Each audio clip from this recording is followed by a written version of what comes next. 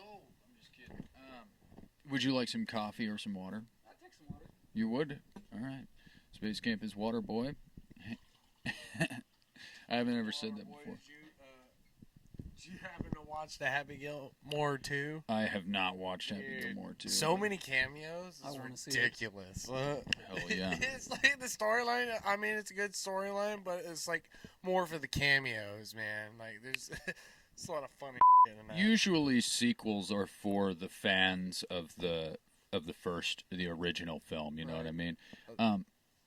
Yeah, like you like Beetlejuice. I feel like it was made for people that just loved the first one. Right. I haven't seen it yet. I've been wanting to.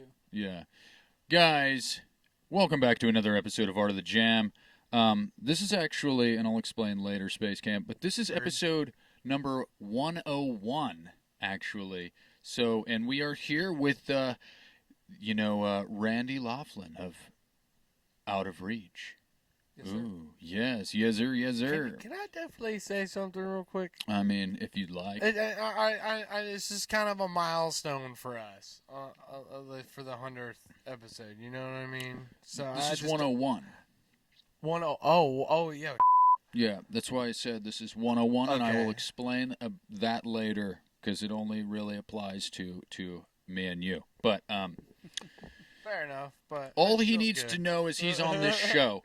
Anyways, guys, this is episode 101 of Art of the Jam. We are here with our guest, Randy Lofland of Out of Reach. And we, in tradition of Art of the Jam, I'm going to ask a question to you guys at home. And then after the intro, we'll discuss it ourselves. And today's question is, what makes a leader worth following? Now, let me repeat myself here. What makes a leader worth following? That being said, cue the intro, guys.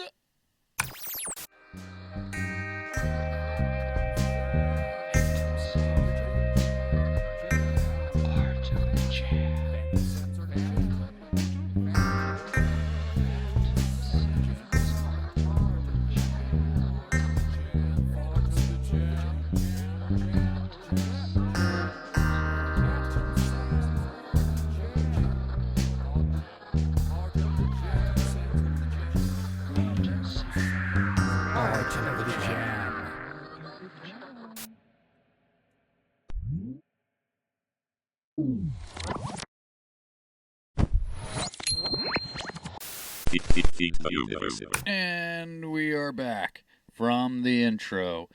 Solid. I like when people actually do the thing Kind too. of involved. Yeah, they do too. It's equally enjoyable when people actually do the thing, and then when people are just like they don't know what to do. What do I do with my hands? It was, and I mentioned this in Mason's episode, but Cameron, he was kind of that way because I paused for way too long because I was trying to make him kind of feel a little like, when's he going to come back from it? Right. And you can just hear the ice cubes in his water that Yeah. he's nervously drinking. But Randy, what do you think a leader makes a leader worth following? That's a deep question. I think your morality comes into play for sure. You know, there's been great but terrible leaders in history. You know, Right. looking back at Hitler and people in that area. But then you've got people who are considered great leaders, George Washington, first president of the United States, and he had large roles in the not the Civil War, This is the Revolution. Was it? Like that era, considered he was considered a great leader, and he had great moral standards for that time. I think confidence. I think it's hard to follow somebody who's unsure of themselves. Ooh, that's a nice one. If even something as simple as a job, like we were talking about earlier, if you're working under someone who's unsure of themselves, and maybe they know how to do the job, but they're just, dropping things and don't know exactly what it is they need to do for the task at hand. It's like, kind of don't feel like I'm going to learn anything from you. Right, because I feel like, if you don't, as a leader, if you don't know the goal, Yeah. and you don't know what you want, it's like, how are you going to lead your, for lack of a better term, followers Right. to the promised land? You know what I mean? It's like, how are you going to, I know that kind of made it kind of sound religious, but I didn't mean it that way. I just mean a leader in general. Like, it could be a boss at a job. It could be your brother at being a manager at a chef, at Chef House. It could be could be a cult leader, I guess, if you wanted, or a religious leader. It could be a band leader. It could be anything. Go ahead. I think a leader should be able to get down there with his people absolutely. Somebody and do the dirty work and help, like build a house or like, just do the crops or like just shit like that. Yeah. They should be on the front line. Yeah, my experience, a leader doesn't say go do it. A leader says let's do it. Yeah. Yeah. Like, just shows that like leadership and like, and then when they're down, help them up. Yeah. Just that type of shit. That to me is like that's a true leader. Like, if you see that there was this like picture. It was like, how like office buildings and schools often will have like the inspirational posters. It always flashes in my mind whenever I think about leadership, and it's like there's that one where it's like it's pretty much comparing a good leader to a bad leader, and the bad leader, it's like he's like at the very back, like pointing, and they're all like dragging basically the blocks of the pyramid, Right.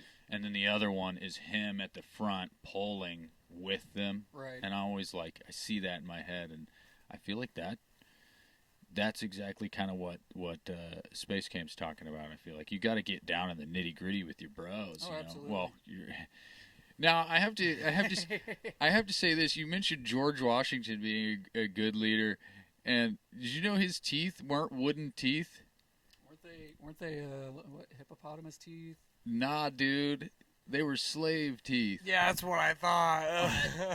That's why I'm like, I can't wait to get this void in.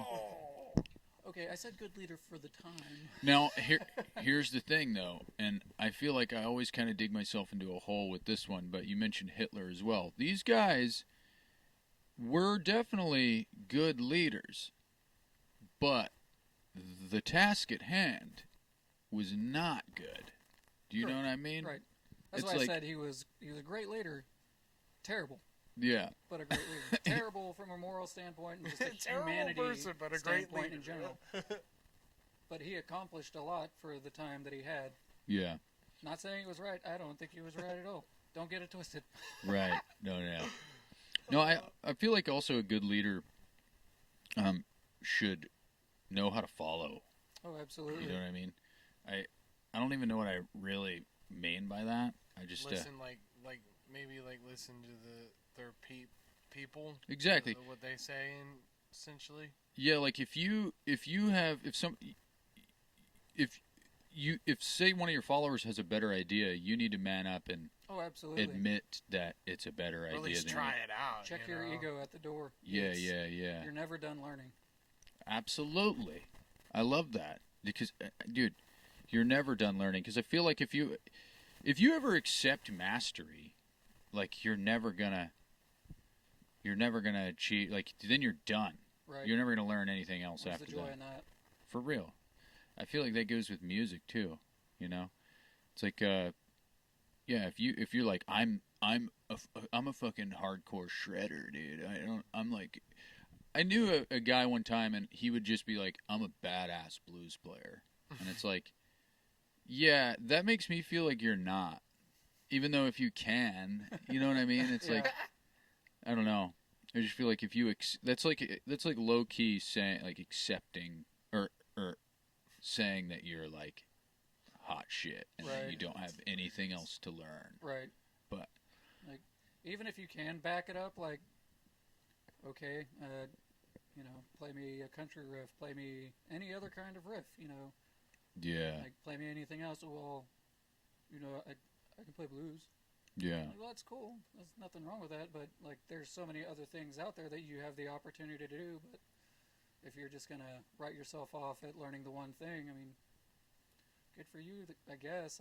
To me, there's a lot more to life. Yeah, you don't want to be a one-trick pony. Exactly.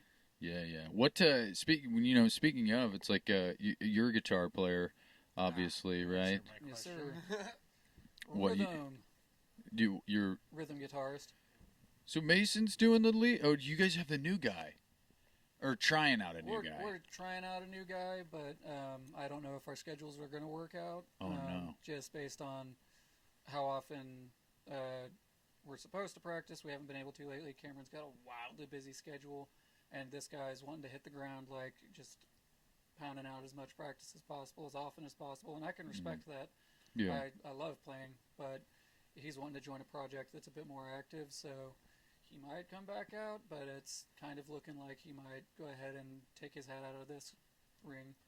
Yeah. I don't know for sure, but trying to keep him on the fence and like, come on, man, just give it a chance. Yeah.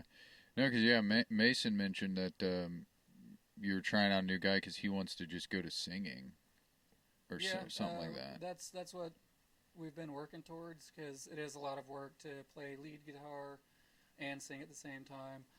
My chops are not good enough to play lead guitar at this point, and Mason really wants to do the singing thing. So we're trying to find another guitarist. This guy, his name's Eli. He's a phenomenal guitarist. I think he would be a great fit. It's just schedules aren't currently lining up, and he's wanting to do something that's a bit more active. So we'll see if he sticks around, but right now it's kind of up in the air. How long have you played?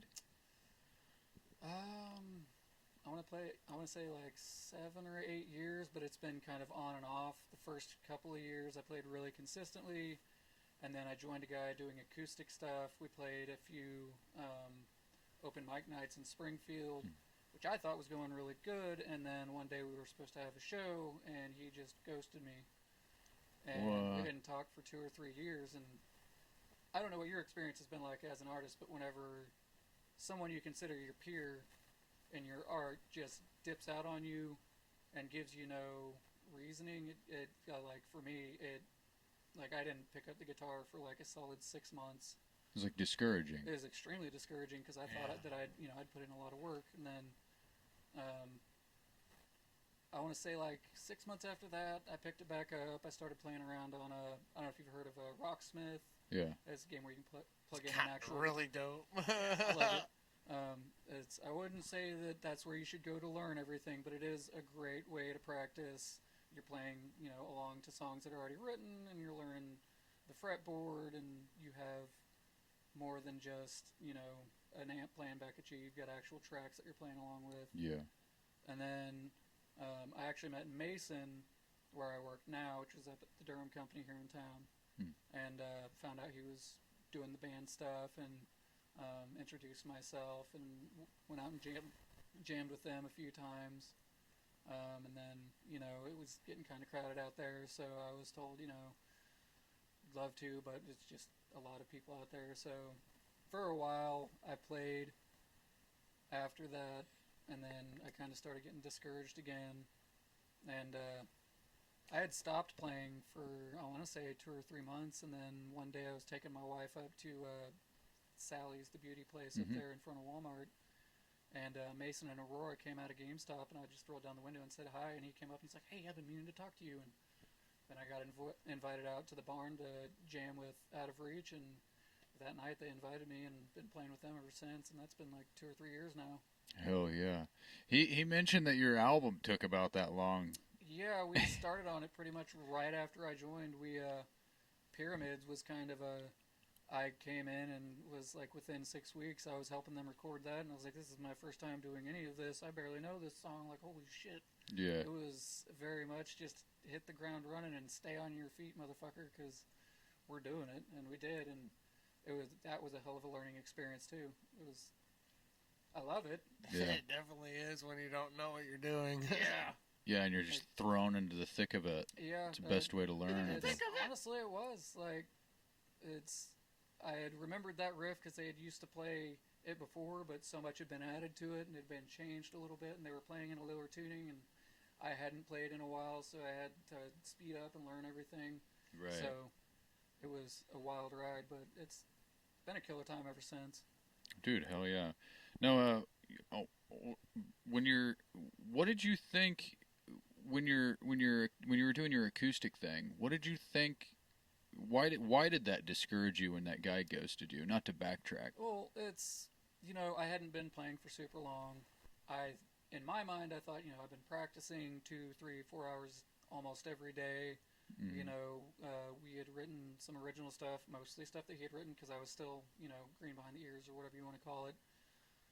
But I thought, that I was doing pretty good. And for me as a musician, for somebody to just ghost me and not give me a reason, my mind automatically goes to, I'm not a good musician. I'm not good at my craft, And I still struggle with that to this day. 8 years later, I've been playing, and I still struggle with it. Like, it's, I'll hit a wrong chord or, forget a part of a song, and I look around and, like, it's like my mind warps the room. It's like, oh, he's looking down because he doesn't want to look at me because I fucked up, or, something like that. My mind automatically goes to, you're just a shit player.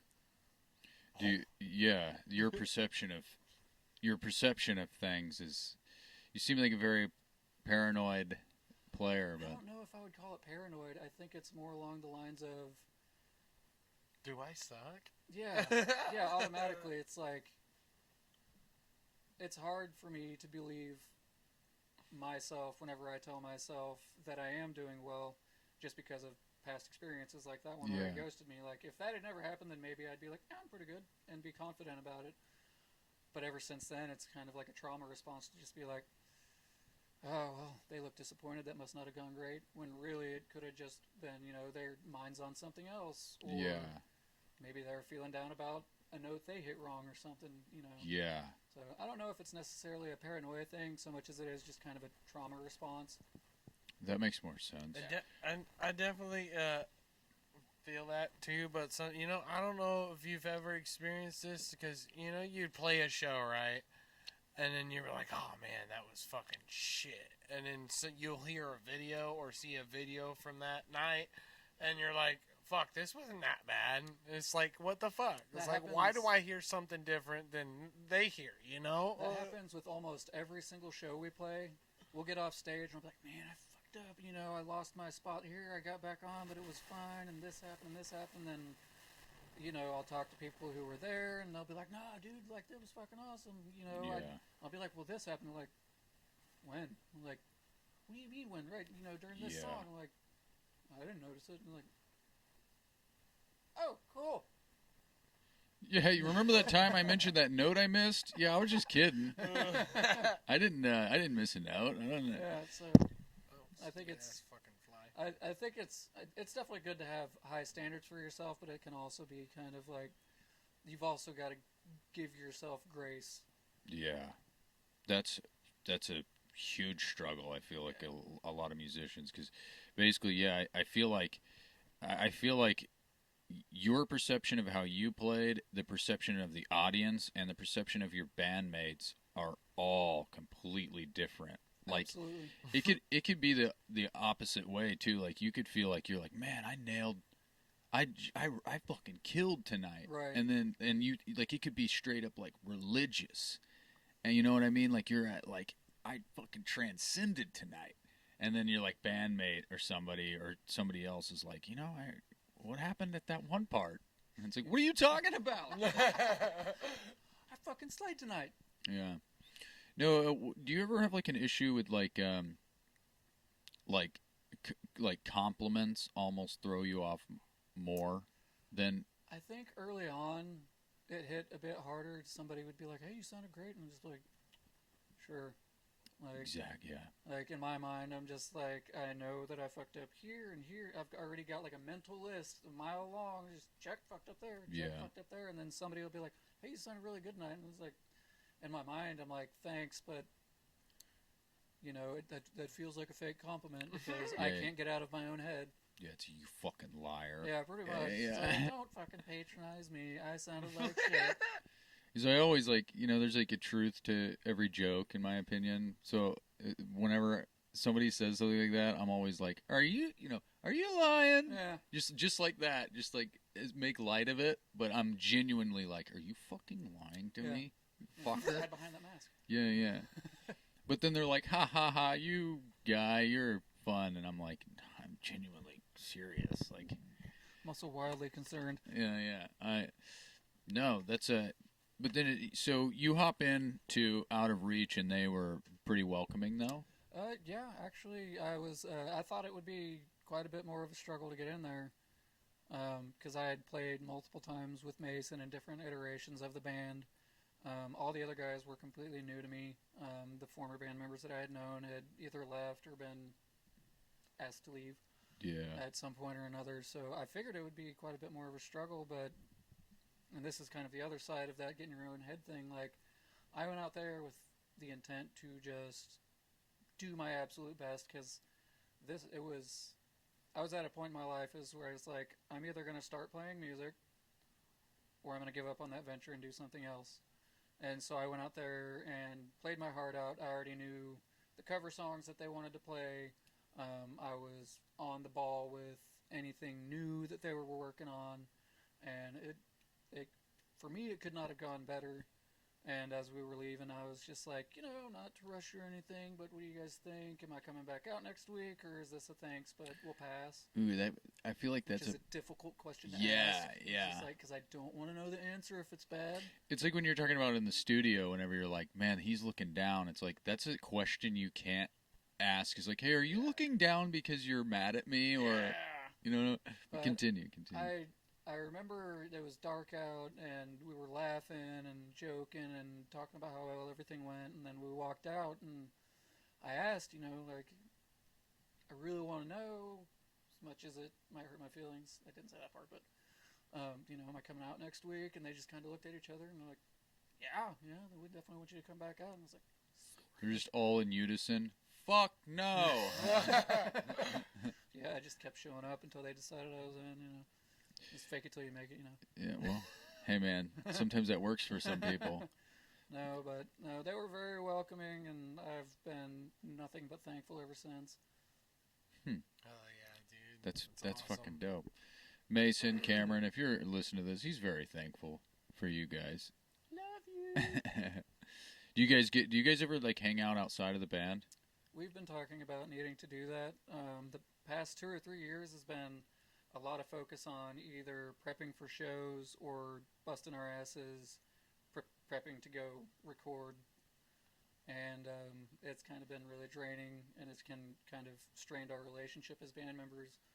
And I think it's because it's always been, we get out there, we clock in, we do our work, we clock out, and we go home.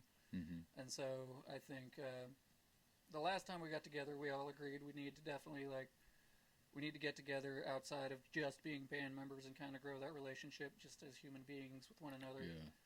Kind of get that brotherly feeling going. Unfortunately, schedules being what they are, we haven't had the opportunity to do that yet. But the next time we get together, it's not to work on already in progress stuff. Like, at most, we'll jam for a while, and then it's just hang out.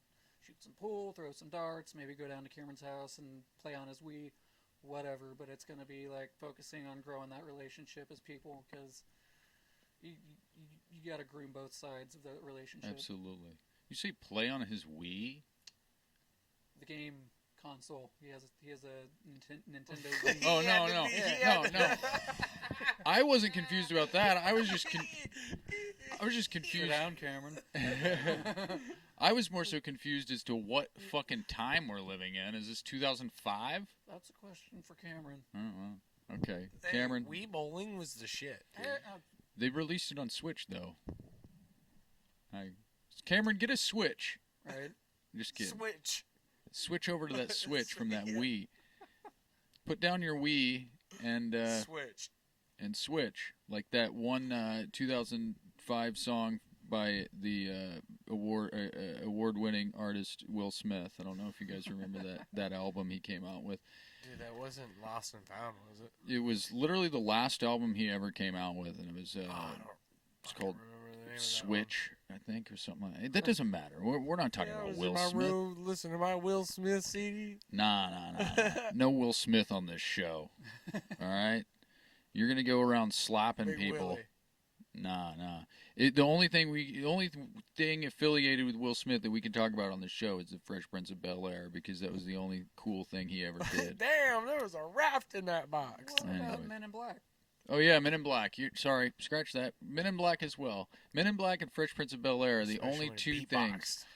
beatboxed. No, that was when he beatboxes to Biz Markie, the beatboxing alien. I remember that. But no, you were talking about how you were considering giving up and doing something else. Yeah. Did you have any idea of what? I knew exactly what I was going to do. I was getting very heavy into blacksmithing. What the fuck? Okay, Yeah. This is where this is getting hot. All right. Blacksmithing. Yes, sir. I had plans on building a forge, starting to make my own tools. I was going to start making swords and knives and shields, and Oh, I that's was awesome. watching videos, learning how to make like plate armor, but like I was planning on doing that you can do like the thinner stuff. I forget what it's made out of. It's not tin, but it's not steel. It's somewhere in between. It's thinner stuff. It's not like aluminum or something. No, it's I forget exactly what it was, but I was watching all kinds of videos. I had shopping carts on Amazon. I was getting ready to start ordering this stuff. I had talked to my wife about it. We were, looking at buying a house. Like, as soon as we buy a house, I'm gonna build a forge. I'm gonna start blacksmithing. It's gonna be cool. I was watching all kinds of YouTube videos. I was kind of slowly stepping away from the music stuff. I was picking up my guitar, less and less. At one point I was practicing nearly 8 hours a day, and then it dropped back to like 3 hours a day, and it was like, I pick it up every other day for like 20 minutes, and then, it would sit for weeks at a time, and it was just like, I still loved music. I'd sing along with the radio, and then, streaming services started getting popular. I'd sing along with that stuff. But, I just so heavily discouraged, and I started getting really heavy into the blacksmithing stuff, and I was watching all kinds of videos on that, and I was like, it is really cool. Yeah. What was I feel like you should have just not bought a house. You should have just built a straw yurt and then put your forge in there. Straw yurt with a forge out in the middle of nowhere. And you just eat giant fucking turkey legs and shit. Yeah. Dude, yeah. Man, handle that shit. After you gotta forge your own like metal arrowheads and stuff though too. Yeah. And start you need to get a fletching bro to make you bows and arrows. And Yeah, no, I was planning on getting into all of it, from horseshoes and belt buckles to swords and arrowheads and just all kinds of stuff. But then here comes Mason, and who's kind of my final shining beacon in the music side of me. And the moment he asked me, it was like there was that part of me that just came back to life. It was like, absolutely, like, give me a date and a time, and I will fucking be there. It was like, I didn't realize how much I still cared about it. Yeah. It was kind of like, I don't want to say enlightening, but just like reinvigorating. Yeah. To see somebody that, I hadn't played with for like a year or two, just like, he remembered how I'd played before, and, he saw me and he was like, I've been meaning to talk to you. It's like, if we hadn't run into each other that day, I'd probably be blacksmithing. Like, that narrow encounter, because like, I don't know how long he was there, but my wife and I were there for no longer than like 10 minutes. If we hadn't run into each other, I wouldn't be doing this. That's weird. That's weird how things happen. Like the trajectory of your life can be decided by it with somebody else's. Yeah. Just in like a 10-minute window. Yeah. And you're like, man, I'm gonna put the sword and shield down and pick up my axe again. I like that. Yeah. No. Yeah. And it's like, if that 10 minutes wouldn't have happened, you would be sitting across from me right now in a suit of armor instead. I mean, maybe in the future. I won't make it, but if you come back on the show, it better be in a suit of armor. But promises made, hopefully promises kept. So this 10-minute window decided, well, not, I don't want to say decided your destiny, because we're still young men for the most part. Yeah. But destiny for the time being, right. he helped you pull, or he helped pull you out of that, say, hole. Yeah. Huh. Yeah, absolutely. Like, if that day wouldn't have turned out how it did, I don't see another route to me going back to music, because, I mean, I'm sure they were looking for a guitarist, but I don't know if he would have reached out to me personally, or if this was just a chance encounter that he's like, shit, Randy still exists in this town. Like, I don't know where his head was at with that. So, as far as I'm concerned, like, that chance meeting is the whole reason I'm still, or that I got back into music and that I'm still in it. Now I'm committed. Like, I've gotten a taste of it, and I don't think I could ever go away from it. I think music is something that'll be a part of my life until the day that I die. Right. Even if you start blacksmithing and you start taking up the lute. Absolutely. Or something. I'd love to learn to play the lute. Dude. Yes. That would be so cool. I was at the, and I was actually going to mention this. I don't, because I went to the, Boat Town Brewery here in town. I've been meaning to go there. Haven't checked it out, but I hear good things. I don't drink, so I don't really go there to drink, but they have the open jam, like I think it's like the third Thursday of the month or something like that. Yeah. I've lived in Lebanon pretty much my whole adult life and never been to this jam, even though they've only been at that location, had the jam for a short period of time, but it's beside the point. I went up there, and I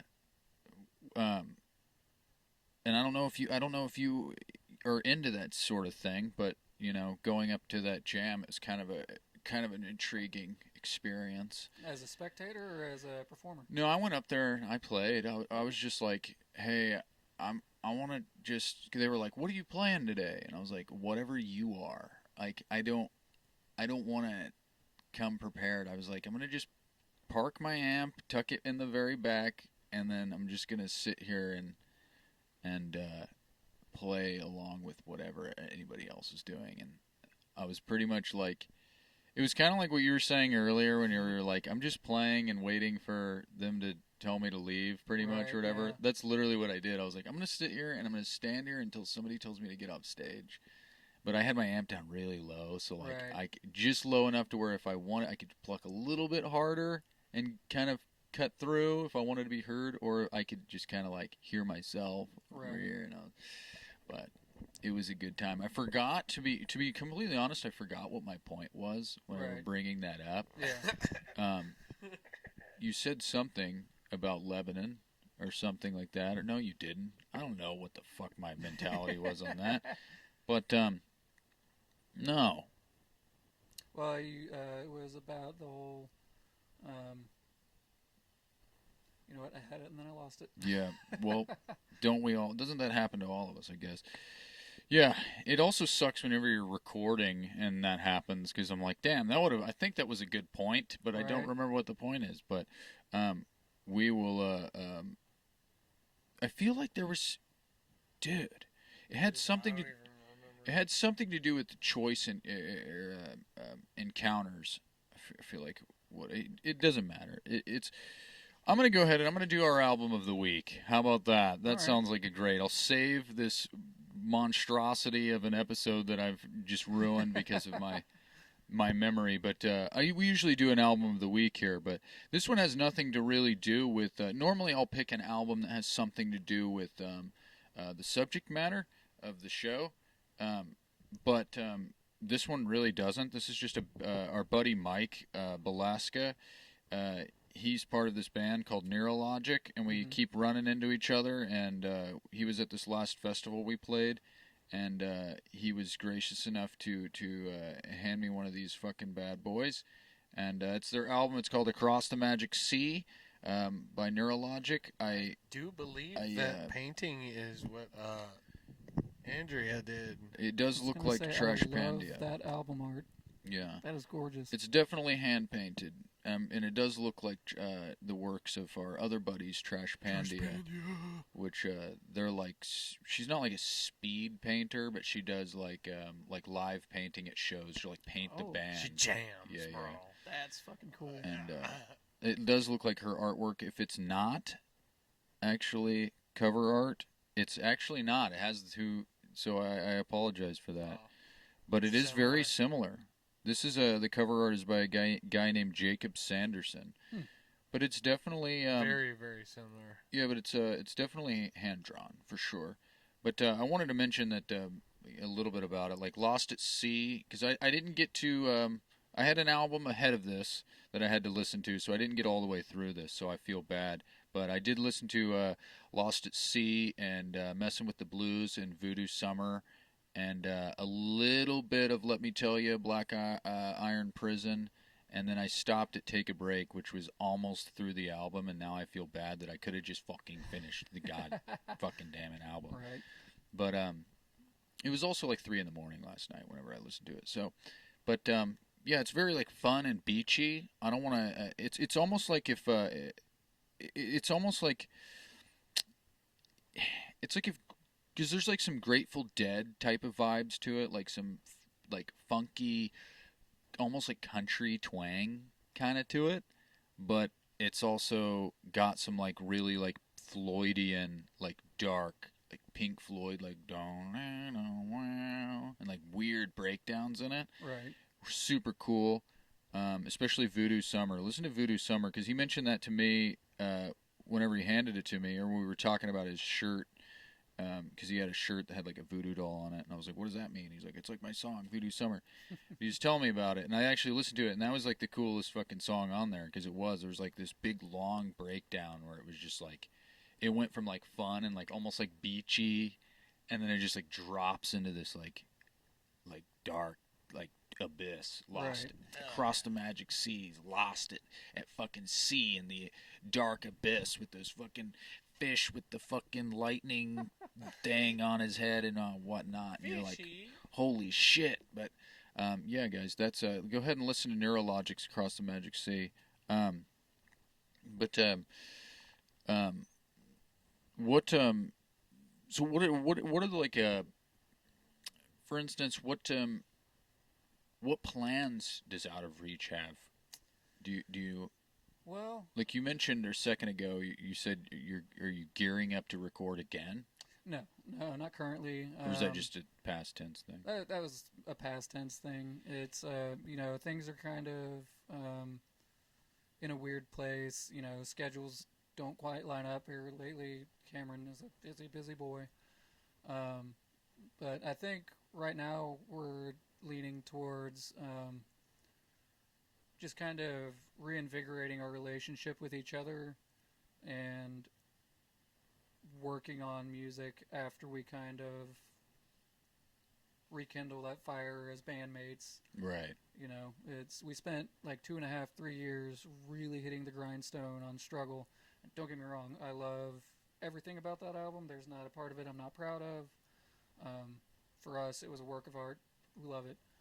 But it was a massive strain on us as bandmates because that's all we ever focused on was, writing the songs and then refining the songs and getting them recorded and trying to get everything lined up with it and, release date. And so there was hardly ever time for us to be creative, just, jam around instead of, only working on those songs. There was never time for us to hang out as friends and brothers.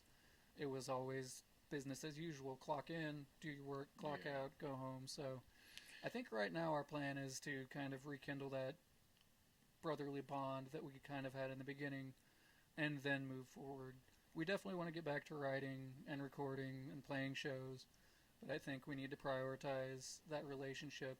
Otherwise, we jeopardize the band kind of just drifting apart, and I don't think any of us want that. Yeah. This might be a sensitive question, but did you guys ever like was it straining on your guys' relationship to be like that? I think it has been, not to the extent of breaking up or anything like that, but there's definitely been times of tension. You could have been on time, or you could have done this, or you could have done that. Right. It's definitely been a strain. So I think us getting together outside of that will definitely help us, come back together as brothers and have more grace with one another. Yeah, because I forget which one. I think it was both of them. We were talking about how being in a band is almost like a polyamorous marriage. Like you have to like complete, like, you know what I mean? I mean, it's funny, but it makes sense. Yeah. It's just like you kind of have to like pay attention to how everybody's feeling and know when to leave each other the fuck alone and Yeah, and also know when to call each other out and know when to let yourself be called out without getting all bent out of shape about it. accountability. Yeah. Yeah. Huh. Yeah, dude. Never, no, none of that fisticuffs. I don't think we've ever even gotten close. We've definitely had some like mildly heated arguments, but that's all it ever amounted to. Yeah. And generally, it was just a misunderstanding or flat out disagreement. It's like, well, that's your opinion. This is my opinion. It's not really based in fact. It's just opinions. Right. So, Now, who is Mason the primary songwriter, or do you guys just kind of? from a lyrical standpoint, Mason did 90% of the album. I wrote Under the Surface. He wrote the rest of the songs from a lyrical standpoint, I believe. I could be getting it wrong. I don't think Cameron wrote lyrics for it. Don't be mad if I'm wrong. And I don't know if Christian did either. I know Mason and I did. From a musical standpoint, we were all involved as far as like writing riffs and chords and all that stuff and So, structuring it. Yeah, the actual like musical arrangement Yeah. you guys did together, but Mason, you wrote Under the Surface though. Correct. Yes. The lyrics, Yes. the entirety. Yes. So you actually do write as well, like I try. yeah. That one was a long time in the making. I had decided towards the beginning of joining the band that, I want to write some songs. And then I realized how difficult it can be. Yeah. Because, you can write out your feelings and experiences, but if you don't structure it in a way that is attention-grabbing or, something that makes sense, then, people are just going to be like, oh, that's kind of cool. Yeah. I want to write music that grabs people and makes them feel and, maybe they can relate to it in a way, or maybe they can just appreciate the journey. Right. Whenever you were with your, you're with your buddy that ghosted you a long time ago, were you the writer for that? No. He was I was a wee baby in that one as far as musicianship, and I was just holding on by fingernails at that point. It was just along for the ride. Right. He would teach me the riffs and the chords that he wanted me to play, and then he'd be like, and you can do some of these vocals, and I was like, I've never played and sang at the same time before, and I still don't. Like, that terrifies me. Really? Yeah. To play and sing at the same time? I mean, singing at all. Like, there's a part of me that's like, I got an okay voice, and the other part's like, but you suck. You screw up on guitar, like, there's a subconscious part of you that's like, well, you can kind of sort of blame it on the guitar a little bit. Whenever it's vocals, that's you. That's 100%. You are the instrument. Like, you got nowhere to put the blame. Like, yeah, it's just like a direct line, yeah, right out the gullet. I've done some like slight backing vocals, but I've never took the leap and actually done full on lead vocals of any kind, and that terrifies the shit out of me. I'm trying to get away from being scared of that and just do it, but it's one of those things that just I've got to work on. Well, on the album, you don't do like any oohs and ahs and fa la las? Nope. Oh, dang. I was intending to, but I just never had time to get up to the studio because we were recording in Springfield, so I never got up there, and I didn't want the album to be held out any longer than it had to just because I didn't have time to get up there at a time when our schedules lined up, so I was just like, don't worry about it. Mason and Christian took care of all the vocal stuff. Christian absolutely did help on the vocals with that. He did majority of the backing vocals, I believe. I think Mason did both lead and some backing vocals, but I believe Christian did the majority of the backing vocals. Oh yeah. But so you're predominantly then rhythm guitar for them. I'm trying to break out of that, but yes. Is that do you do you jive more with like rhythm based things, or do you like the idea of being a lead player or at least riffing? I like the idea of being like capable of it all. Like I said earlier, you're never done learning.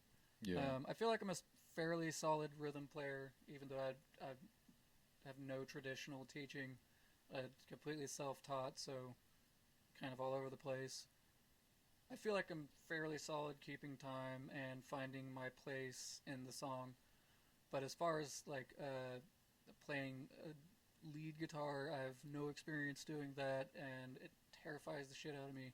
Because from my perspective, it feels like you kind of do need to know a more traditional set of knowledge for that, and I just don't currently have that in my tool belt. Well, when you say like traditional, traditional, whatever. What am I trying to say here? Are you talking like scales and modes and stuff like that? Chords, notes. I know almost nothing traditional. I know that in standard tuning, from the thickest string to the thinnest string is E, A, D, G, B, E. Wrong. Tuning. Just kidding. No, you're. Yeah. My whole life's a lie. Yeah. Just like math equations and things. You know, I can. If you give me enough time, I can like do the positions in my head. Like, okay, so if I come up here on this string, that's a E sharp or whatever. But as far as like just playing in that respect, I have no idea what I'm doing. Right. Honestly, that's most musicians nowadays. It's, I forgot who I was talking to about this, but it's like nobody reading music is I feel like a dead art. Like, yeah, it's like you only read. I feel like you only read music nowadays if you like went to school for it, not to read music, but went to school for our music in general. Like you studied at a conservatory or some shit. Yeah, but. It's like because now any guitar player just looks up a tab usually, or I've had that recommended to me, and that's great for learning other people's songs. But as far as writing your own songs, right? I mean, I'm sure it would help me a little bit, but yeah, I don't know that it would help me for sure. So you're pretty much you're focused on original material. You don't really look up like learn other shit, other people's songs. I like to. Specifically songs that I love. What's that song? Shine by Collective Soul. Yeah. I've always loved that song. The fact that it goes from this simple riff into this crazy fucking solo out of nowhere and then back into that main riff. I love that. And so, like, I learned that primary riff because it's a super simple thing to learn. Yeah. And then I went to learn the actual solo and I was just lost. Could not figure it out. Even with tabs, maybe if I sat down for a couple of weeks, I could nail it, but it was just confusing as hell. I want to get into that, but I don't know the first thing about how to get into it. I tried taking lessons once. So you just play? Like just pull shit out of your ass? Pretty much. I use my minimal knowledge, and the fact that we in Out of Reach, we always play in a drop tuning. For a few covers, we'll go up to a like standard style tuning, but we generally play in a drop tuning, and power chords are easy as fuck in drop tuning. And so I just kind of figure my way around the fretboard until I find something that I feel like fits. Yeah. It can take a while sometimes. There's been a few practices where we're like jamming and it's just like, that didn't go very well. And then there's been some, it's like right off the bat, it's just like, oh, that sounds awesome. Oh, that's so cool.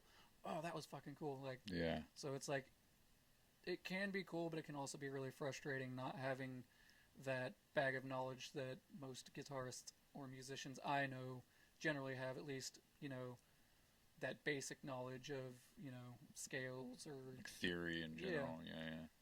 Theory is one of those things. Like I've probably played for, I'm 32, going on 33. I've played since I was probably 11 or 12. But it's like I didn't really start learning theory until like maybe a couple years ago, and I still like. That's why whenever I send the same message out to everybody, like just a rundown of the show. But that's why I mentioned like most of the time I don't know what the fuck I'm doing either.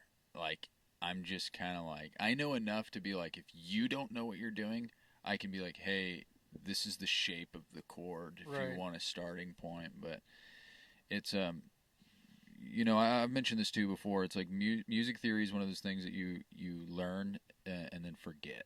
Yeah. You should always, if you want to know like consciously what you're doing, but you don't want to like sacrifice your own creativity because you're thinking too hard about like the technicalities of it. It's like learn it just enough to understand it, and then just don't ever think about it again. Yeah. You know? I've always heard music theory is one of those things. It's like you learn music theory to learn the rules so that you can then teach yourself how to break the rules. Yes. That's pretty much exactly. I've Yeah. heard that said from many, many musicians, and I'm like, that's a really cool concept. I just need to apply myself and actually do it. Right. Yeah. So you're self-taught, Yes, sir. and what was the band that or a song that you were like, you heard a song and you're like, I want to play this instrument.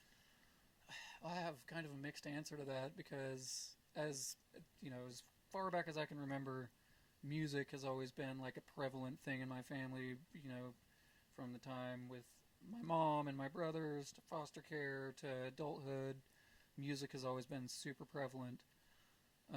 So I always knew that I kind of wanted to get into music. I did percussion in high school and middle school. Never really wanted to be a drummer, but they, at least in the schools that I went to, there weren't any stringed instruments, so that wasn't really an option. But as far as what made me want to pick up the guitar specifically, and I might get hate for this answer because they're one of those bands that a lot of people either love them or hate them. I lived in Kansas City at the time, and I was watching MTV back when they still had music. And Not just ridiculousness. Yeah. Yeah. And Afterlife by Avenged Sevenfold came on, and just those soaring, the soaring notes, the blinding riffs and all that shredding, and I was just like, who the fuck is this? Like, I was late to the game with Avenged Sevenfold. Apparently they had already been popular for a little while, but I heard that song and I was just enamored, and I was like, I want to do that, you know. And there's been multiple bands that have really just reinvigorated that, and I've even gone back and watched bands that were already established in my mind. You know, Alice in Chains is one of my all-time favorite bands, hands down. I didn't realize how good of a player Jerry Cantrell was. One of the best. I was so young, I just couldn't appreciate it. I was like, yeah, this is a cool song. And then I go back as an adult, and I'm just like, holy shit, that guy can play. And that's happened to me with so many bands. Right. So for me, like, my starting point was, you know, I loved music as a child. Avenged Sevenfold was the band that I decided I want to learn to play guitar. I want to play music. Hell yeah. Yeah. What so you're mainly into like hard rock genres. Hard rock, metal. I just keep getting into heavier and heavier stuff because my friends send me stuff. I'm like, oh, that's really cool. Oh, that's really cool. Yeah. What's something you think, giving that knowledge, what's something you think people wouldn't expect you to listen to? What's something out of that wheelhouse? Outside of that wheelhouse? Yeah. What's something like, you know what I mean? And by people, do you mean people I know or just people in general? Just like me seeing you and knowing what I know about you, you're super into Alice in Chains, inspired by Avenged Sevenfold. What's something that I wouldn't expect you to listen to? Like, is there ever often you're like, man, I really want to listen to some Nancy Sinatra or something? You know what I mean? And it's like, No. Or like, I'm gonna pop on some fucking Bobby Darin or something. I don't know. I would say, here's one. I mean, people close to me know that I enjoy them, but just based on you, Kenny Wayne Shepherd Band. Kenny Wayne Shepherd. Why does that sound so familiar? They had a hit back in the early 2000s called Blue on Black, and it was massive. I think I know that song. Yeah. Black. Yeah, yeah. Oh, yeah. Highly underrated. That whole album is phenomenal. He is a killer blues player. I have to check that one out. Oh my because God. I love that song. I think the album is called Trouble Is, and the whole album just front to back hits. Like, there's not a bad song on it. I Hell love that yeah. whole Kenny album. what? Kenny Wayne Shepherd Band. Kenny Wayne Shepherd Band. They are phenomenal. That guy, I'm gonna write he that grew down. up sitting side stage for Stevie Ray Vaughan. Like, Oh, that's Yeah. where I know him from. I'm pretty sure. Fuck, okay. Yeah, Oh man. that dude, he can rip, and he's What highly album that underrated. year? What year did that album come out? It could have been late '90s, early 2000s. That's what I Like thought. it's like right around that era, and Blue on Black took off. Just it. I'm pretty sure at the time. Reminds me of Days of the New. Yeah. Oh my God, I'm so glad you said that. So many people don't know Days Yeah, of the I know New. that I The cannot- whole first album. Yes. That whole first album. The second album has some pretty good songs, but It's that alright. whole first album, that is their diamond in the rough. That is their. I love that album. But yeah, Kenny Wayne Shepherd Band. Definitely recommend checking them out. But I feel like based on what I listen to nowadays, most people probably wouldn't expect me to say a blues band. Yeah. But they are one of. He's also one of those guitarists that I went back years later and was just like, holy shit, that guy can play. Yeah. It was honestly, it's like you take his blues playing and you throw a fucking like metal zone, boss metal zone, Oh, fucking absolutely. distortion on it. It could very well fit into, you know, into your type of what you're into basically. Right. Because it's kind of crazy, looking up like the origins of like metal music, and because for this show and stuff like that, I do a lot of like research just because I like to know things, especially if somebody mentions something. I'm like, I want to know what they're talking about, or at Right. least have something. vague knowledge about it, maybe. Yeah, but a lot of the whole like metal scene came from these surf rock dudes, like Dick Dale and the Dale Tones. That is not where I thought that would have come Yeah, from. dude. Well, because you think about it, it's like the song like Miserlou. It's like the surf song. I can't even mimic it for you. I feel like it's like the Black Eyed Peas did that. I forgot how that goes, but there's a surf song, and it's like all you do is if you put distortion on that, it's pretty much just chugging. I never would have seen that. Yeah. Go and listen to like, I mean, I don't want to tell you what to listen to, but if you're ever interested in exploring like the origins of it, go listen to like Dick Dale and like Link Ray, and I love Dick Dale. like fucking like even like Pentagram's already there, Right. but like their early stuff, they were still this band called Macabre, and they changed their name due to I think just conflict with another band's name. Right. But they pretty much like I don't want to say they pioneered metal, but it was like they were the people that were like the people that did pioneer metal were like, let's take that a step further, Right.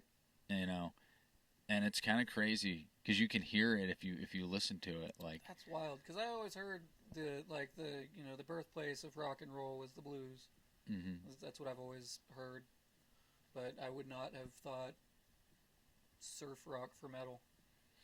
Yeah, it's kind That's wild. yeah, and it's like I mean like like hip hop came from jazz pretty much in a weird way, and Actually, you know what? That tracks. That makes sense. yeah, and jazz came from ragtime and blues music pretty much Yeah, I'd heard that. being birthed together, and then blues came from like slave song pretty much, like all the slaves came over to America, Right. and that's pretty much it came from them, doing their work that they were forced to do, and to get them by they would do these, it came from like tribes and stuff Right. like that, and pretty much like West Africa. It was kind of so everything. If you it's kind of crazy because if you take metal, like the thing you're into, and you break it down all the way, everything pretty much comes from like West Africa, like the birthplace, like Yeah, that makes sense. which is also kind of weird because like that's where like Egypt and like the pyramids are, Yeah. and so it's like, and the pyramids are supposed to be some sort of like power battery, magic power batteries. Oh, I've never heard this. You didn't know that? No. Yeah, the pyramids are supposed to be these like power plants essentially. What? Yeah. Well, allegedly. I'm also not a scientist, so Well, I mean, I've always heard that the Egyptians had technology that was way beyond what they should have had at the time. yeah. And apparently they're like super sensitive about people being like the aliens built them. Well, I mean, if it was the Egyptians, then I'd feel kind of pressed if somebody was like, somebody else did your work. Yeah. So I could see why they would be. Unless they're saying aliens didn't do it and the Egyptians themselves are the aliens. Yeah. They're on to us. Yeah. You're getting too close. No, but I think that's kind of... Code red, go red. It's kind of like a crazy coincidence. I sit up late at night and think about this shit. And it's probably not good for my health, but it's like to just sit there and be like, well... If these were all music came from this particular area of the world, and like all language did too, it's like this is like the epicenter of humanity. Yeah. It's like there's these three things that can like produce magic energy essentially, right? And then music. You think about music being like this magic thing. Right. You know what I mean? That has. I mean, for me, it is. I don't know about you. If you're you people out there, if you do not think that music is magic in any facet, it's like you're just wrong. Huh. But it's like that's what I'm saying is like that we have this like music. I feel like is this little nugget of that energy that we pulled from this origin, this epicenter of humanity, and it's like. Do you get what I'm trying to say? Yeah, I get you. I feel you. It's like we're able to like harness that somehow. And somehow it connects all of us. Exactly. And we're all connected by this one location. Right. Holy shit, dude. Yeah. It's absolutely fucking wild. That being said, I think we should get to the jam portion of the show. Jam. Let's get there, guys. Let me repeat to the jam portion of the show. Guys, welcome. You have made it to the delectable purple sweet center of the jam sandwich. This is the jam portion of the show. If you've been watching this, we are here with the lovely. Can I say lovely? Oh, absolutely. The handsome and lovely. A little too far there. Oh, sorry. He's not handsome. Hey, this wait. this fucking dog ass here. It's too far back. Do we find the center line? This fair-looking male. That's very. Randy Lofland of Out of Reach. We're here, and we are going to go ahead and we're going to get into the jam. He's going to do our roll, as you know. Our guest is always the dice roller. So we're going to swoop over here.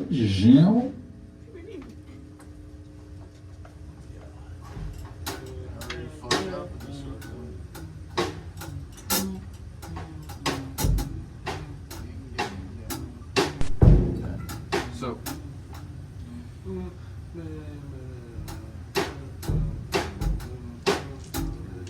dice. You're just going to give them a good roll.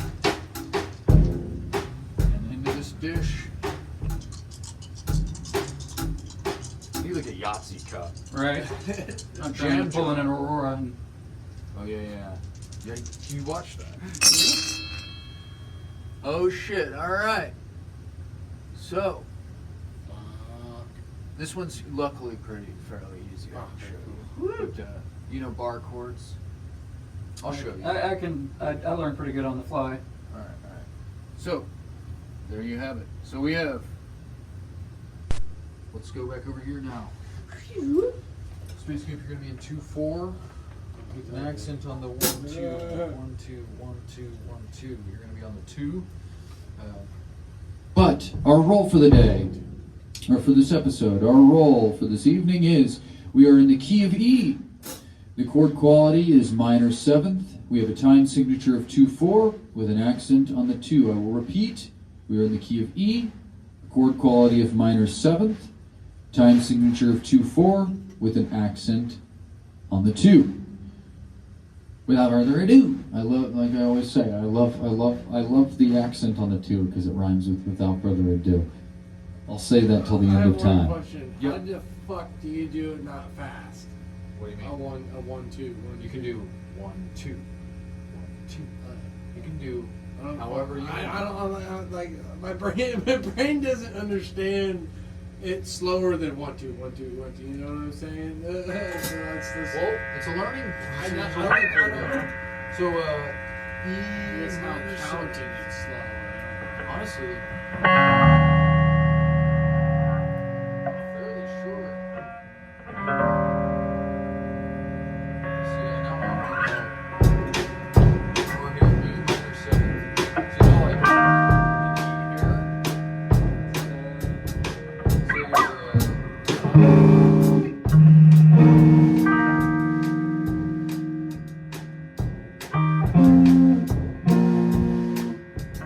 E minor 7th would be.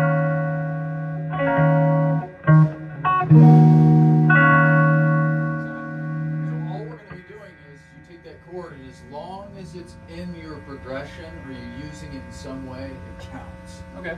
So you can go from any chord or anything that you want from there, as long as it includes the E minor 7. Okay. So 1 2 1 2. Yeah. Was So- that right?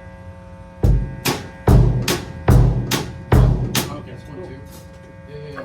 So we'll start this timer, and like I said, man, we ain't trying to be perfect. Right. We're here to be humans, all right? So I'm gonna go ahead and I'm gonna start it. Space Camp, why don't you?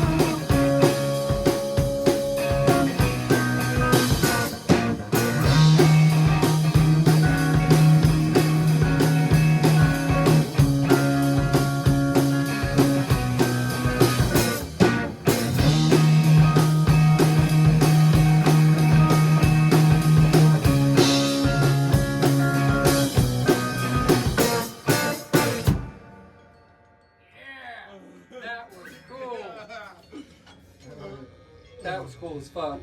You enjoy it? Oh my god, yeah. Yeah. Like the beginning was kind of like I'm finding my way, and then we found that one, and then we found the second one, and then that. I think what really sold it was a. Oh yeah. Once we added that, it was just like I could jam on this all night. Like, Yeah, especially dude. whenever you started hitting those accent beats, Yeah, it was yeah. like, oh, we could do that. Yeah, and see, as long as we started with the prompt, I mean, we actually kind of still kept our end of the deal. Right. But we kind of sway, and we do that all the time, so it's not that big of a deal, but like to sway away from the time signature. Right. Like, yeah, because it kind of went into just straight 4/4 after a Yeah, I while. was like But, so I mean, hard that's to the get rid default, of that though. one, It's so hard not to. yeah, but honestly, if you think about it, if you count 4/4 in twos, it is 2/4. You can count it however you want. Right. There you go. Hey. But no, that's cool. I was trying to get that fucking. Honestly, what was it that riff that?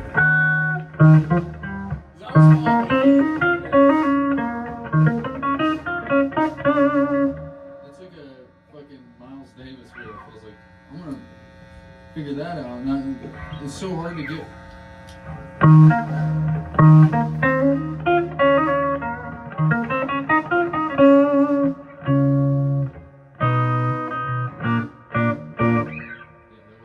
That really tied it all together was Dum, dum, dum, dum. Yeah, but see that. badass. Yeah, dude. That was fucking. That was fucking cool. It's like we just, Panic it's like, hey, we're do that second chord you hit. I was like, do that again, and And then then take it one lower. yeah, it's like let's find a third one after we get our footing with that, Right. and then yeah, it's just like having a conversation and Absolutely. making suggestions to each Right. other. You know what I mean? That's what's fucking cool about it. But hell yeah, guys, let's get back to the show. Yeah, what he was trying to accomplish, because I feel like that's seriously important. Because Right. whenever like say you're into metal, obviously, and genres of that nature. But it's like if you say you go over here and you learn this like jazz lick, you know what I mean? It's like you could, just like I was saying about the Kenny Wayne Shepherd band, it's like if you were to put distortion on his guitar, it could exist in your realm. Oh, absolutely. It's like if you go over and you learn this fucking jazz lick, you could bring it over and do something with it. Oh yeah. You know what I mean? It's like do you ever hear, or because you were talking about just kind of like winging it, you don't really look up tabs and things like that. Do you ever we're back from the jam, by the way, guys. But do you ever learn a riff, but it's like too difficult or something like that, but then you kind of end up doing your own thing with it? Like you don't play it exactly how it's supposed to be played, but you find something in it that you can use. I think I definitely have done that, but generally, if I find something that's what somebody would consider too difficult, I'm really hard on myself about like I'm gonna fucking learn it. Like either I'm gonna learn it or I'm gonna go do something else because it's either I'm all in or I'm not. And I think that can be kind of detrimental sometimes. But there's definitely been songs that like maybe I'm not exactly interested in the song, but we're learning it as a cover, so I'm like, I don't care if I'm playing it technically correct, so I'll find a way to play it myself that's a little more comfortable for me and my skill level. Yeah. So.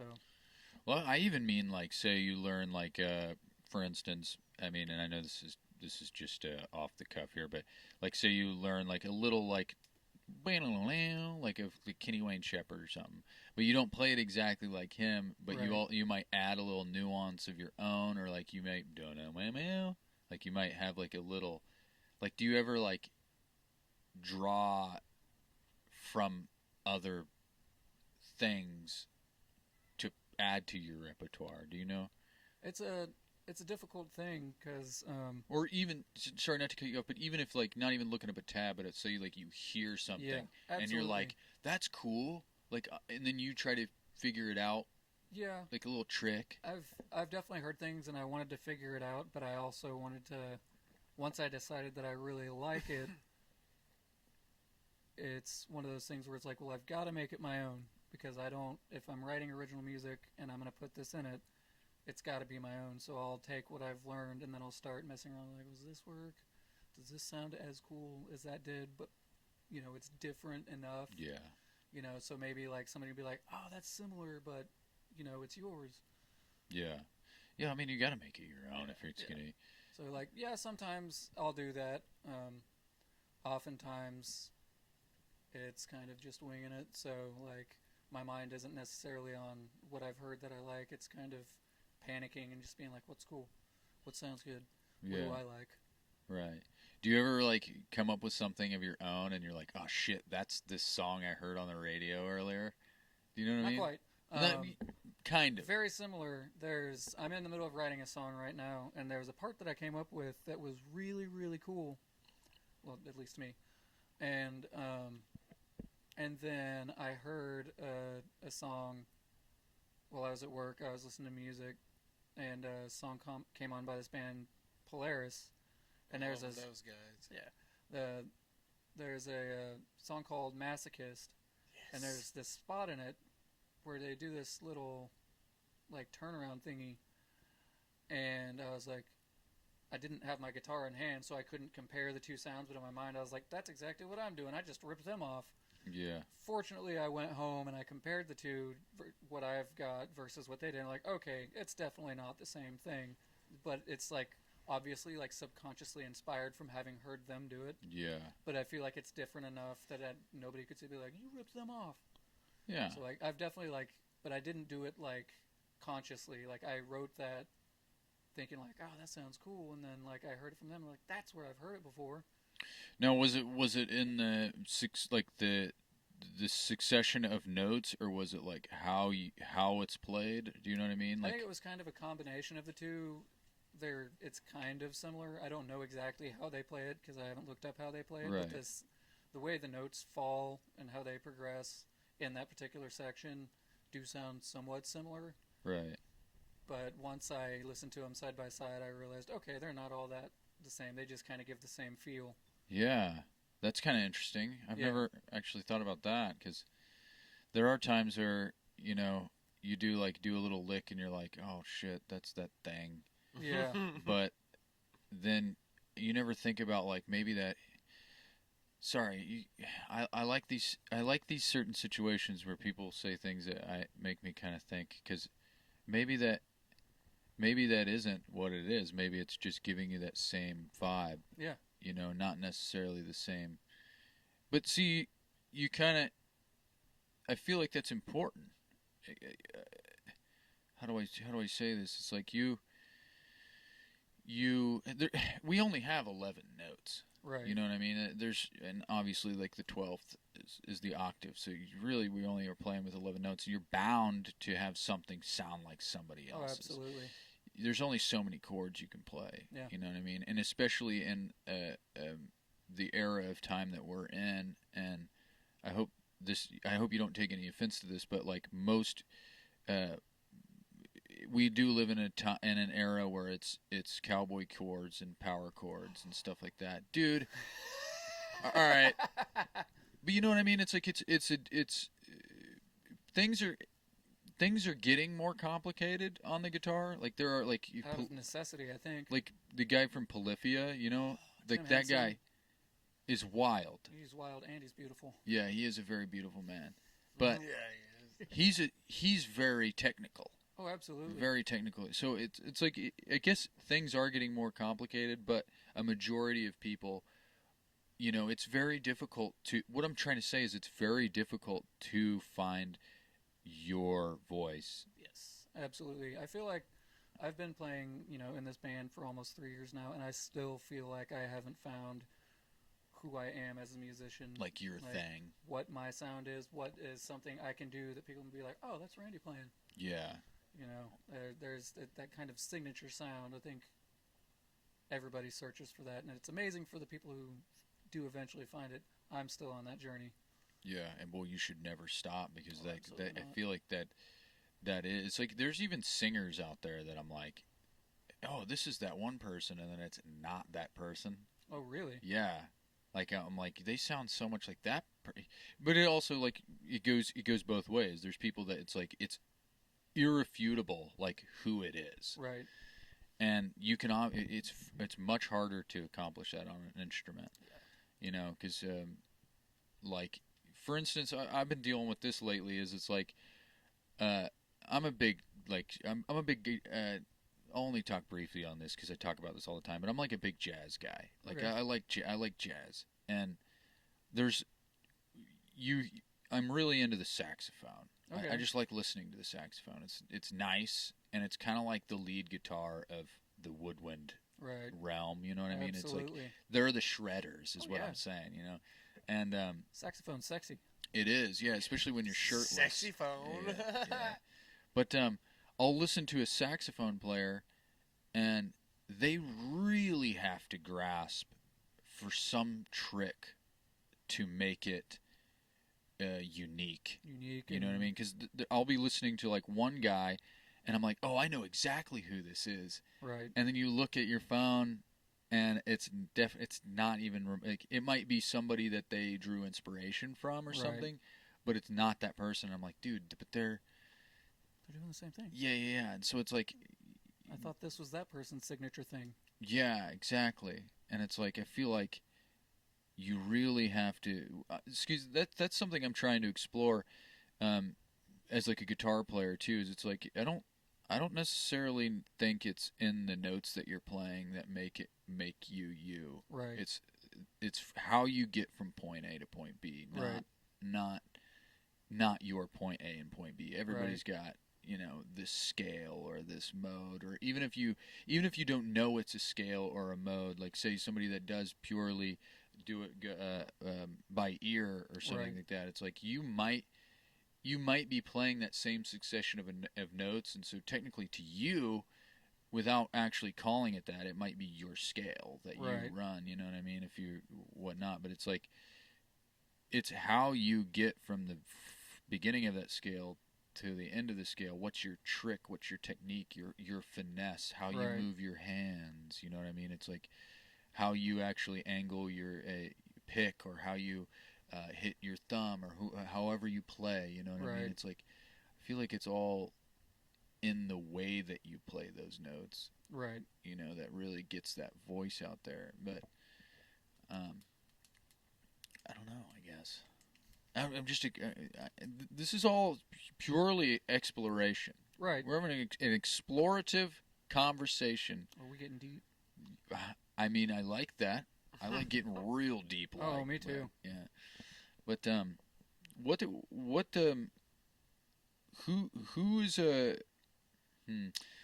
who's an artist or a guitar player that you think, whenever I say like somebody that like if somebody could hit one note and you could be like, that's that guy.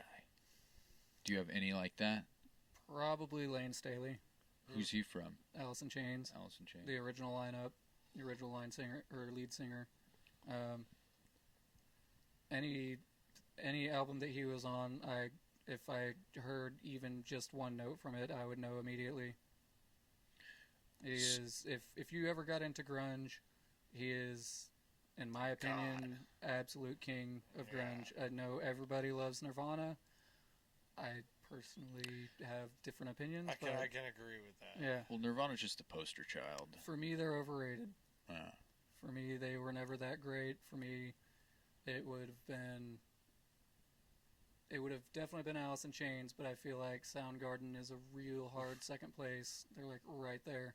yeah. They're all phenomenal musicians. Pearl Jam. Yeah, Pearl Jam was up there was too. a They didn't get the recognition they No, deserved they early didn't. enough. I like Pearl It was Jam. 10.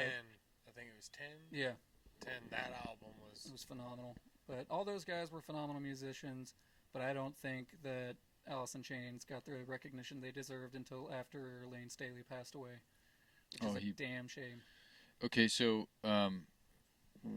what do you personally think gives it away that it's him? You know what I mean? Is it in his tone, or is it in it? Everything about him. Like I don't know that there's a way to explain it. The way you can just, without words, you can feel what he's feeling.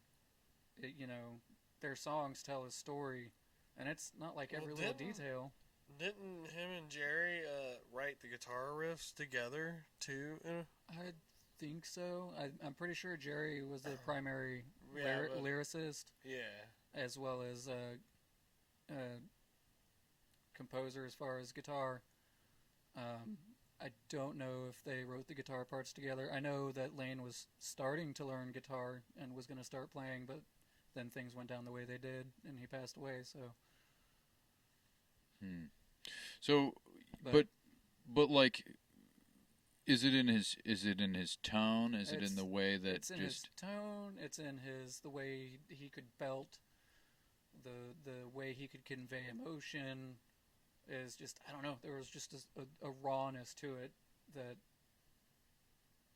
it's hard to put into words, which I think amazing music just does that. There's a hard way to communicate it with words. He did have tone. There was a certain tone to his voice. It's just like, that's Lane. But there was also the conveyance of emotion, the storytelling that went on in their lyrics. It was just, I don't know what it is, but if I hear Lane Staley, I know it's Lane Staley. Like even guitar. Like what? Guitar, like his guitar. No, he was a vocalist. Okay, so now let's think. Okay, so now I'm confused, but that's okay. We got that out of the way. Yeah. Okay. But now, a guitar player. Oh, okay. Yeah. Okay. And I don't want to describe. That's what I meant from the beginning, so that's my bad. Right. But that was very useful information, so I'm not Right. mad that we went that route. I'm actually super fucking pissed about it. No, I'm kidding. But so guitar, like a guitar player, would you consider the guitar player of Alice in Chains? Like if you were to hear one note from his instrument, you would know it's him?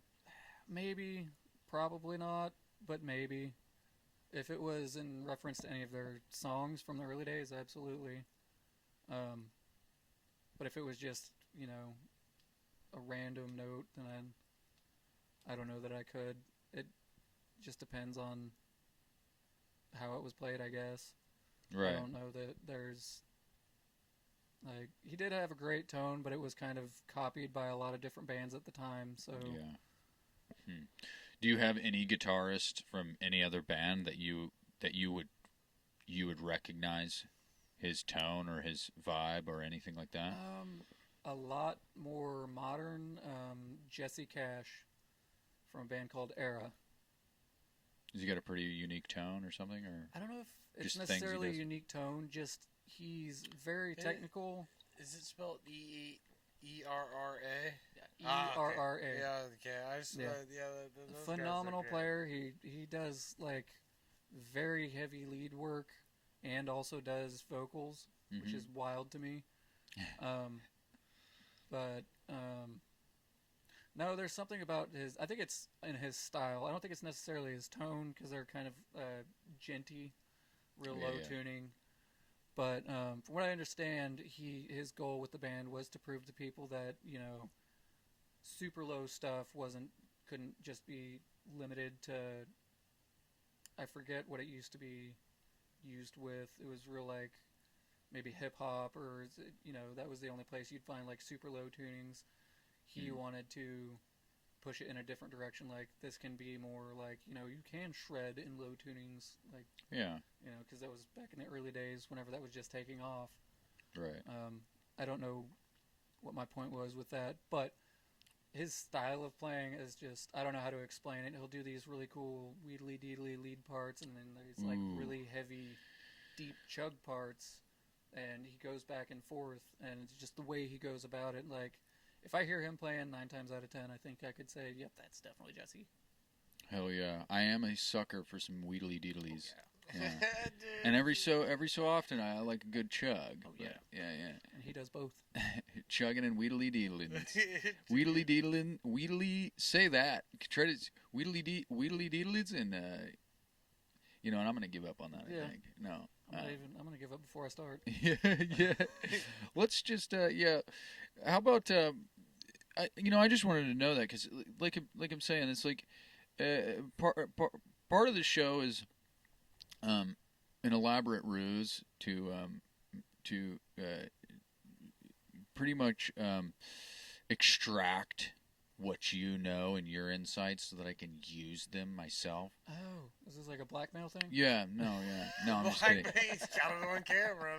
No, Well, no, I'm just joking when I say that, but Right. I genuinely, it not just for me, because this is, the show is for an audience, but it's also explorative for me, and so I like to know these things because, you know, I think they can help both of us. I think it can help Yeah. everybody to know like what it is about like a guitar player or a vocalist that sets them apart from everybody because, um, you know, everybody fucking plays the guitar, and it's Yeah. very difficult to find a voice with it. And Set yourself apart from the herd is very difficult. yeah, but every guitar player That's a big. In my opinion, that's a big. Anyways, that's a big. That's the big like vicious circle of guitar playing. I feel like is like you you hear a tone and you kind of want to mimic it because it's Right. a good tone. Right. But you also every guitar player wants their own tone. Absolutely. And so it's like how do you go from trying to be Jimmy Page from Led Zeppelin or something like that or the guitar player of like Alice in Chains, you said he's kind of pulled the same tone from people of that era. It's like how do you forge your own path Right. through mimicry? It's You know. really difficult for me. It's just been instead of trying to find something that nobody's done, I'm just gonna ignore what other people have done, and I'm going to just dial in my little settings until I find what I love. Yeah, And if somebody else has already got that tone, to hell with it. yeah. Well, you heard it here first, folks. To hell with it. Hell with it. So that might title. No, we'll end this show with a little segment I like to call.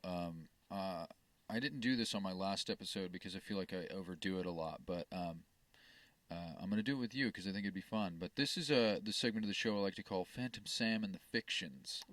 Okay, so Phantom Sam and the Fictions, for those of you at home that do not know, this is the segment of the show where over the course of the week, one of us, or if not both of us, will come up with a short list of fictitious band names. All right. You know how you're hanging out with your bros and somebody says something wild and you're like, hey, that band name, that'd make a good band name. Yeah. Well, it's like that. But we are going to, I have three of them for you, and we're going to decide what genre of music this fictitious band name would play just based off of the name. All right. Maybe what their first album would be called, what real life band they would open up for, just anything and everything we can think of. It's fun to explore just what a name can decide for the thought of a band. But Right. so Kind if you're of intentionally judging the book by its cover. exactly, Yeah. exactly, we're here just being judgmental fucks. But We're a bunch of pricks. yeah, we're about this is this is Phantom Sam and the Pricks. Hey, band name. Yeah, all right. I'm just gonna write the Pricks down. No, on the last episode, it was like we were just farming fictitious band names. I would say something, he'd be like, band name? And I'm Yeah. like, all right, and I write it down, and then he would say something, and I'd be like, that's a fucking band name, and I write it down. I got like a list of them, pretty much the episode was spent coming up with them rather than That's actually. fucking hilarious. Yeah, it was fucking funny, but yeah. This is Phantom Sam and the Prictions. The frictions? I love that. Yeah, this is Phantom Sam and the Prictions, everybody. Fictitious band name number 1. The Feisty Mikes. What do you think what type of band? I The don't Feisty know why, Mikes. but my mind immediately jumps to. I don't want to necessarily say punk. Is it because they're feisty? Yeah, and there's like the mics. I assume is that MICS, Yeah, like a mic. right? Yeah. So to me, it would be like. I feel like it'd be like a bunch of like just turned teenagers trying to be punk. Ooh, yeah. I like that. Like they think they're being edgy with their name. Yeah. Like they would definitely be like a last phone call, like, hey, we need someone to open for this band. Yeah. You're local. The last choice. We'll give you guys free sodas. Yeah, we seen you play at the farmers market. Yeah. We'll give you. Yeah. So these are like 14-year-old punks. Yeah. Yeah. They're not All quite in the. Angsty. Yeah. They had to beg their mom for the mohawk. Yeah. Yeah. Mom, please. Yeah. It'll look cool, I swear. If you clean your room and you're good for a week. Don't cry to me when kids make fun of you. What do you think real band they would open for? What do you think of that? Do you agree with 14-year-old punk? Yeah. Unfortunately. Like what? I'm trying to think of like what real band that I know enough about that's in that vein that would Right. actually. Not gonna lie, suicidal tendencies for some fucking reason because Mike, the way how he sings. I could potentially see that. What do you think? I don't know. I don't know enough about that genre. I really don't know a lot of Dude. bands in the punk scene. Me neither. Yeah. Like my mind immediately goes to like old school Green Day, which I know a lot of people shit on nowadays. And then there's like Rage Against the Machine is kind of in that vein, but not quite, in my opinion. Right. No, that's a new one. But Never heard them be. I don't know. It's awesome. I don't know. Maybe I'm crossbreeding a couple of genres to get there, Yeah. It doesn't even necessarily have to be like that. the same genre. Yeah, it could just be I don't know, in that. kind of opens up options a little bit. Could be just in the wheelhouse. Right. It could be like a punk LaCroix. Seether, but when they first started, like when they were first trying to get their name out there, Yeah. like they would be more open to letting. That they were really faking it. Yeah. So Yeah, that's the one that I can think of maybe. yeah, it's like they're just like just grungy enough to maybe have that slight connection to like a bunch of kids trying to do like a punk project. right, and they'll let them open this one time, but Yeah. they probably aren't going to call them back. Yeah, we're not calling them back. So the Feisty Mikes, they're 14-year-old punks, and they're going to open up for Seether, up and coming Seether, or on the climb Seether. On the climb. Yeah, and The kids. I feel pretty solid about that one. Fictitious band name number 2, Dog Resume. Dude, that's actually really good. What do you? My mind immediately goes to Temple of the Dog, Yeah. which they were like an underground grunge band. Yeah. They never really quite took off. I think the lead singer overdosed or something. Well, it was a Temple of the Dog was Or no, yeah, I'm thinking of Chris Cornell and Eddie Vedder. yeah. I 2 Yarlers in one band? Temple of the Dog was So they were after Andy Wood from what band was he in? He was in an underground grunge band, and Yeah. I forget what the name of that band was. My apologies. No, it's not Snot. No, that's gonna drive me up the wall. But he overdosed, and I believe Temple of the Dog was kind of like a one-time we're gonna do this album thing, kind of in memory of Andy Wood.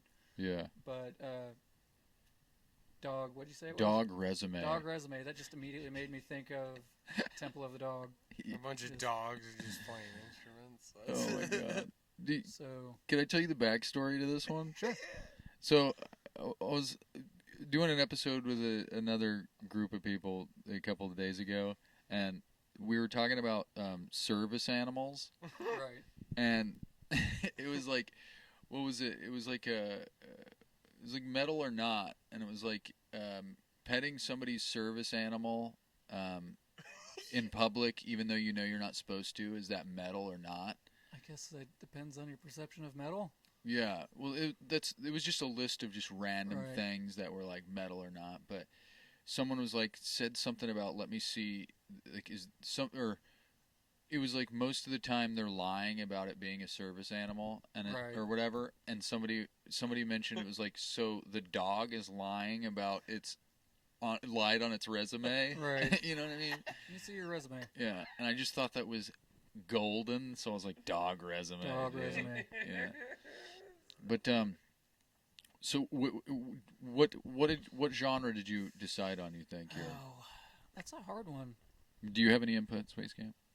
What do you Dog think res- Dog Resume feels like to you? I honestly, I feel like a little bit of a bluegrass thing going. You know what? I could get that. Dog Resume. Dog resume. They'd open up for Guar. I'm just kidding. Yeah. No, Dog Resume. Yeah, a little. Yeah, but I feel like it's like, you ever see those bluegrass players that dress in like suits?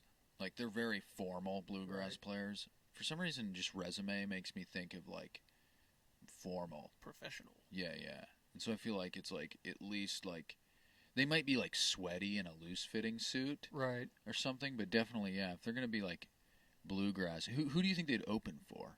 Mm, That's a crazy, because I like you said about the punk realm. I know very, Yeah. I know, teeny tiny tidbits. yeah, I know enough about every genre to talk about it, I guess, Right. but I don't. I This feel is like Willie Nelson for some reason. Dog Ooh, Resume. you know what? Yeah.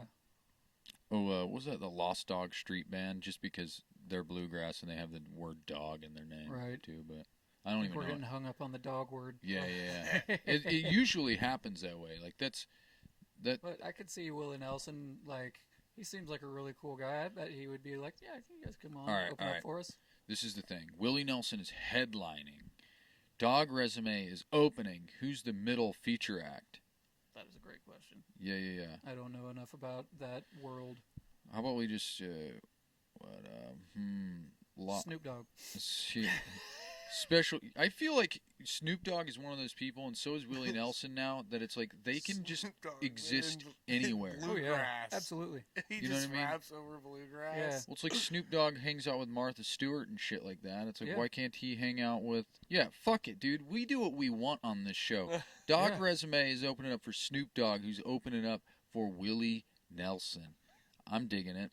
Yeah. If you're comfortable with it, I am. I think it'd be fucking cool. All right, here's the last one, and this is actually one of my favorites because it actually sounds like it could be a band name. But I guess Feisty Mike's. I guess they all could be band names, but this Right. one is especially delicious. But fictitious band name number 3, and our final fiction of the our final friction of the evening, Death Cherry. Doesn't that kind of sound like it'd be a... Yeah, I could dude, see I it just being had a to- metal band, but just the way that rolls out, like, I think it'd be like A early hair stages, band, like dude. hair metal. Absolutely, like Death Cherry? yeah, like, but they're not like from that era. They're like now, but trying to be Kind of a hair metal band. Death by Sexy by Eagles of Death Metal almost too. I could see it being like an Eagles of Death Metal vibe, like a hard rock and roll, Yeah. like Death Cherry, yeah, yeah. Where they're like they got that spirit of the rocker, like where they're like Right. doing cocaine and right, whatever. And, right. But they're modern day, Yeah, yeah, yeah. trying to be like it was back in like the 80s and 90s. Yeah, and it's like nobody does that anymore. We do yoga and drink tea now. Cone. Dude, move the fuck on. Yeah, nobody does coke anymore, dude. What are you doing? They're just greasers. Yeah. They got the comb and then the cuff pants. Hey, man. There's a lot of we see a lot of greasers. I still see a lot of greasers every now and again Right. in my travels. So I feel like Eagles of Death Metal. So, for instance, Eagles of Death Metal. If you know Eagles of Death Metal, you obviously know Eagles of Death Metal, but they're not a household name. No. So they would be the feature act. Who would Death Cherry opening up for Eagles of Death Metal open up for as a headlining act? Like, What do the Eagles of Death Metal sound like? they're some of the members of Queens of the Stone Age, or Josh Oh. Homme from Yeah, he plays drums. yeah, Fuck, yeah. I need to check them out. And but they're really good. They're literally just like brutal rock and roll. Yeah, it's Okay. awesome. Yeah. Okay. Super catchy too. Yeah. Death by Sexy is probably my favorite album. by Right.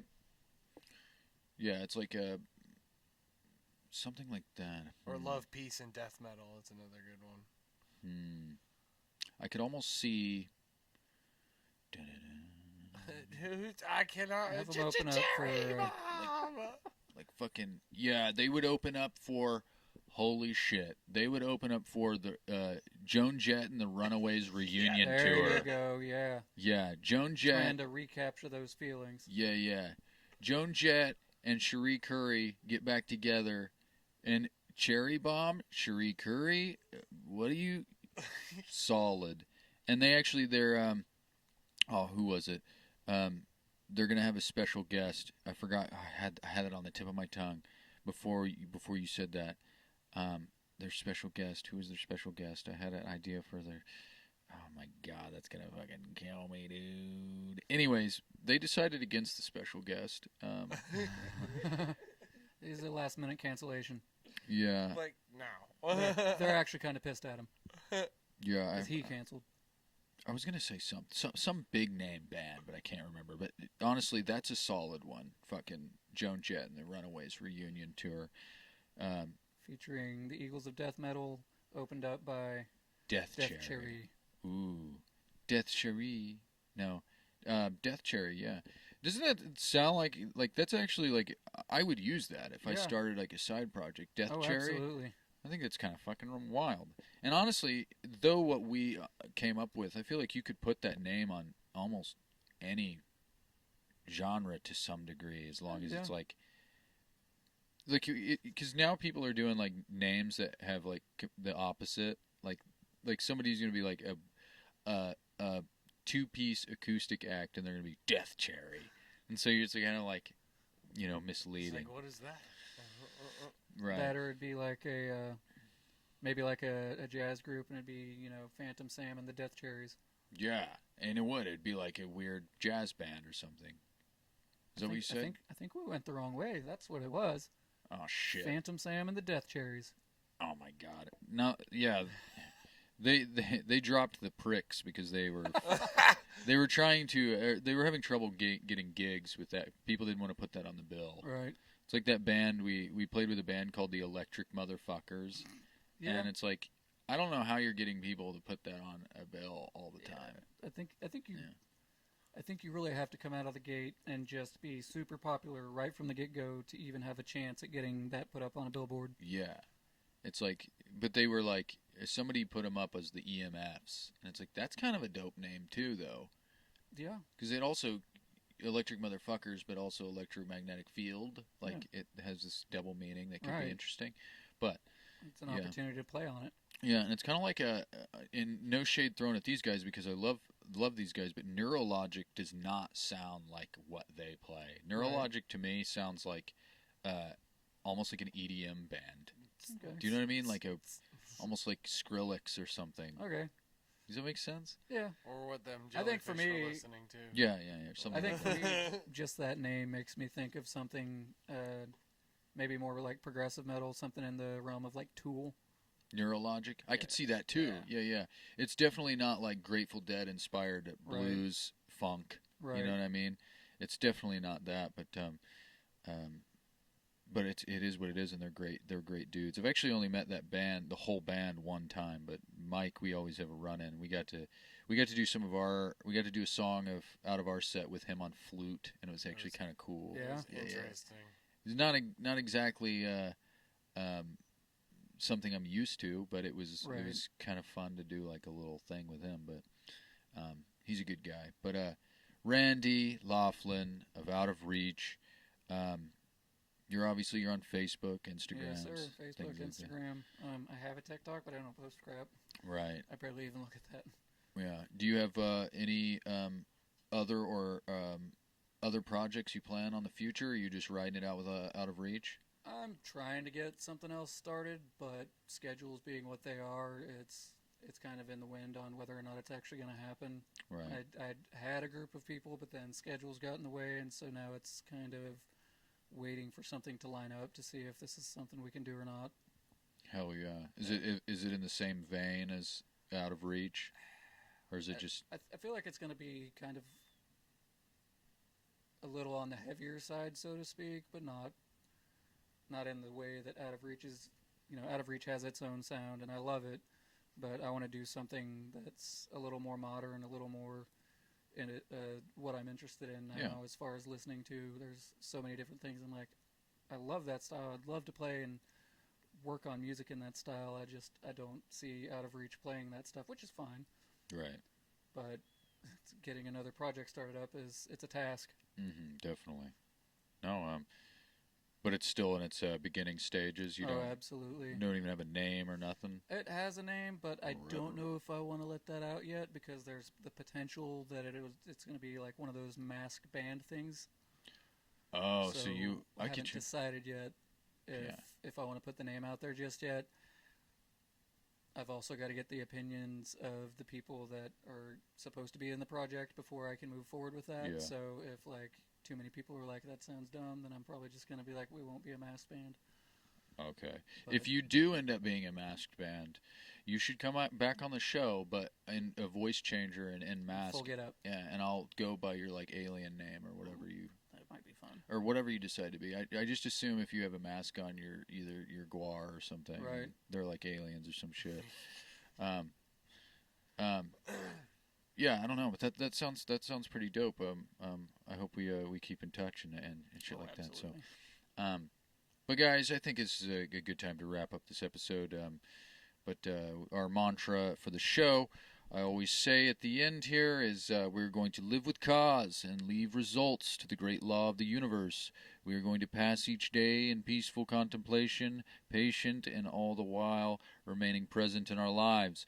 So after you watch this episode, go out and pet your wife and kiss your dog and, touch some grass and hug a tree and, be good to each other. Be good to yourself and be good to animals, all right? So be kind in general. So, Space Camp.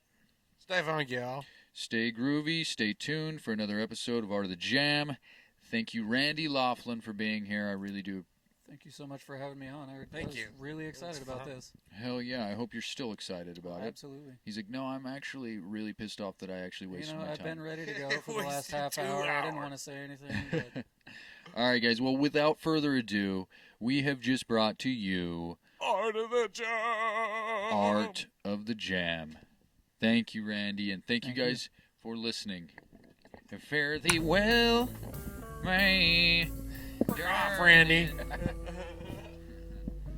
fucking use X, dude.